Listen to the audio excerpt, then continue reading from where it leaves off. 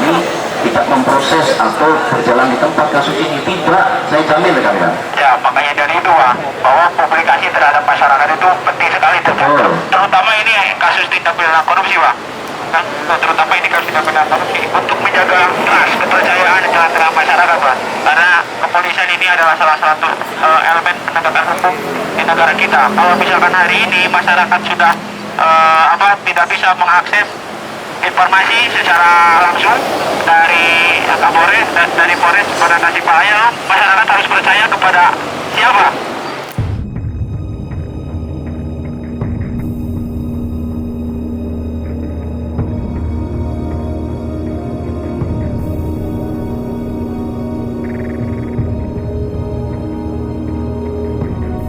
Akhir 2021, masyarakat Kota Tasikmalaya dikagetkan oleh berita tentang polisi yang diduga menggelapkan uang pajak kendaraan sebesar miliaran rupiah. Namun hingga saat ini kasus polisi korup itu tidak jelas juntrungannya. Berapa jumlah pasti uang yang dikorupsi dan bagaimana nasib pelakunya sampai sekarang tidak ada kabar beritanya. Padahal kasus tersebut sudah berjalan hampir 10 bulan, terhitung sejak polisi menerima laporan pengaduan pada Oktober 2021. Masyarakat bertanya-tanya, ada apa dengan penegakan hukum di Polres Tasikmalaya Kota? Kenapa prosesnya sangat lama dan hingga sekarang tidak jelas rimbanya? Pertanyaan-pertanyaan serupa dilontarkan BEM Sekolah Tinggi Hukum Galunggung saat mendatangi kantor Polres Tasikmalaya Kota, Jumat 15 Juli 2022. Mereka bertanya langsung kepada Kapolres Tasikmalaya Kota, AKBP Azhari Kurniawan.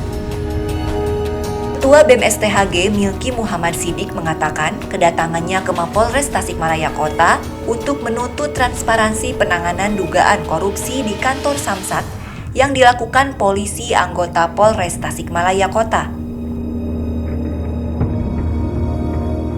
Sejak muncul berita polisi maling uang pajak pada akhir 2021 lalu, hingga saat ini ia mengaku tidak tahu bagaimana kelanjutan kasus tersebut.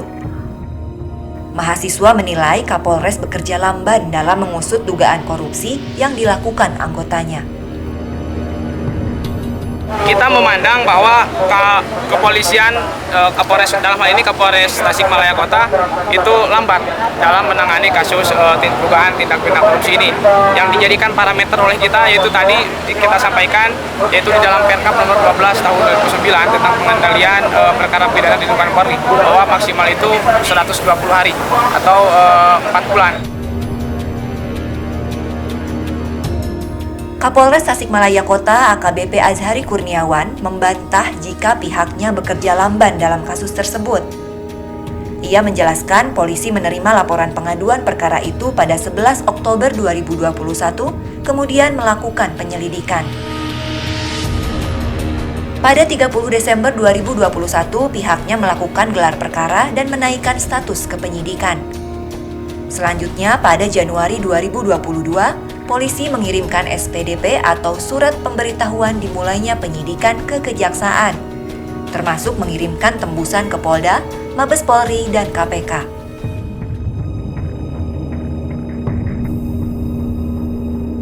Azhari menekankan dalam kasus tindak pidana korupsi, hal yang mutlak diperlukan adalah penghitungan kerugian keuangan negara atau PKKN yang dilakukan Badan Pengawasan Keuangan dan Pembangunan tingkat provinsi. Tanggal 31 Januari 2022 kita berkirim permohonan ke BPKP untuk audit PKKN tersebut. Nah, dari sejak tanggal itu sampai dengan sekarang kami belum menerima hasilnya karena mutlak dalam penanganan kasus tindak pidana korupsi PKKN itulah menjadi kuncinya untuk melanjutkan proses penyidikan itu.